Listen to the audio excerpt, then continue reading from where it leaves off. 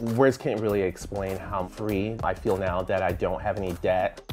I feel like a new person. I feel as if I could do anything.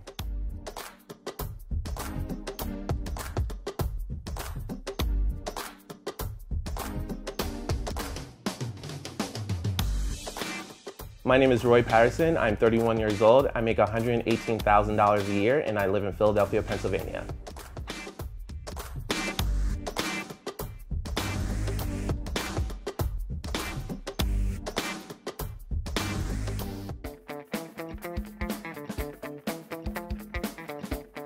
I think about money and finances about 90% of the time. Mainly, how can I make more money? How can I save more money? And what can I do with the money? Self-care is very, very important, and because of that, I spend a lot of money on skincare. As you can see, it looks good.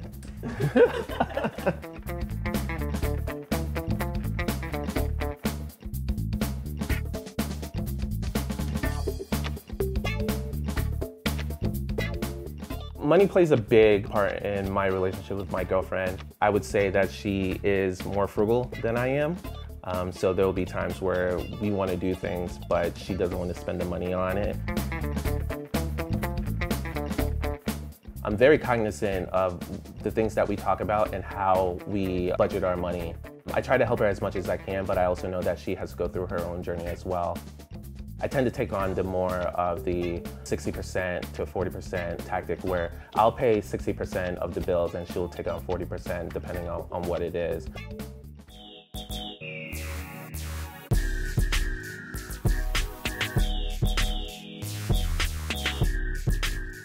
I just started to get serious about paying off my debt, I would say my senior year in college. I felt that my parents did the ultimate sacrifice by putting their names on these student loans. And so if I didn't pay that off, that's something that they would be straddled with. I used to watch the Suze Orman Show every Saturday at 9 p.m. I really took that to heart and kind of used her as my unofficial mentor to really stay focused and stay motivated to really start my debt repayment. One person who was by my side the entire time was my mom. We started watching Suze Orman together. She was looking to pay off her credit card debt, mortgage, car bills, and just miscellaneous items. We really held each other accountable in order to make sure that we accomplished getting rid of all this debt together.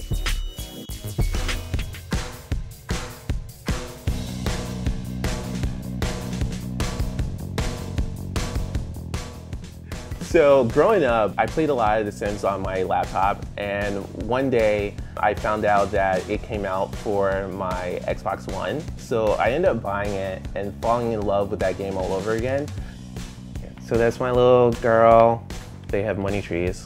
Once they sell the fruit, they get about $8,000 per fruit. I actually spent a lot of money buying the expansion packs for the game.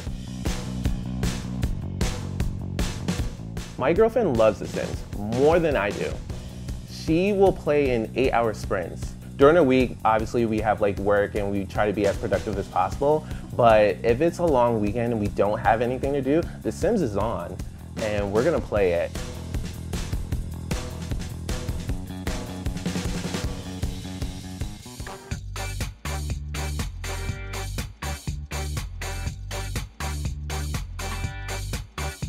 So being a child of immigrant parents definitely affected the way that I saw money because I know how hard my parents had to work to make the money that they did have.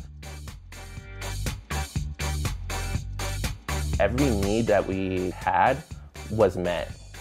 Every want, we had a discussion about it. Why did you really want it? How valuable is this? That really shaped my relationship with money. One of the things that I really got into recently was cooking a lot of Jamaican dishes. Being from a Jamaican background, my dad did a lot of cooking for us and we didn't really go out as a kid, and that's one of the things that I hold near and dear to my heart.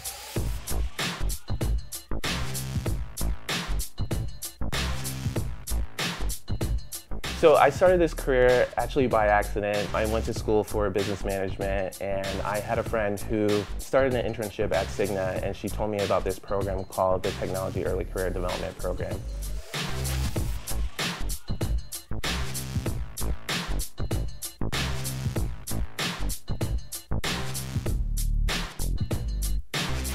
I grew up in Connecticut and I actually started working at Cigna in Connecticut. And then around 2015, I felt the need to kind of expand my wings and try something new. And I knew that Cigna had a big presence in Philadelphia, and so it seemed like a good fit.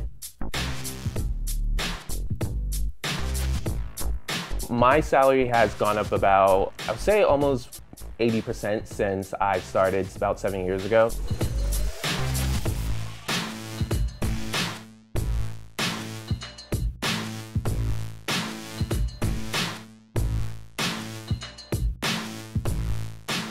In order to help with the move to New York, I put in a budget of about $10,000 to help with that. Work is also going to provide a relocation package as well. With the relocation package, I will also have my savings to pad the move to New York.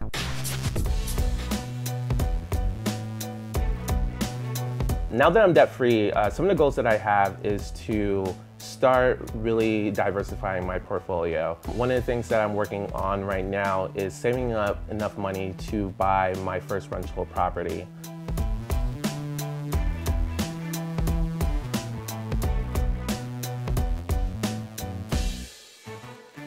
One of them is Personal Capital. It's an app that I subscribe to where it allows me to track all my investment accounts and all my bank accounts. And then I also use Mint to track my day-to-day expenses.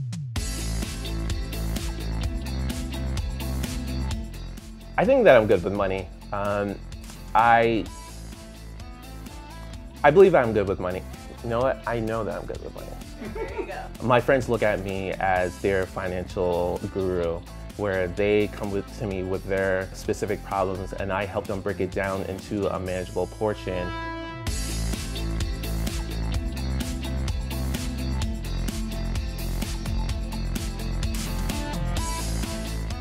The most important thing that I learned about money is that money doesn't make who you are.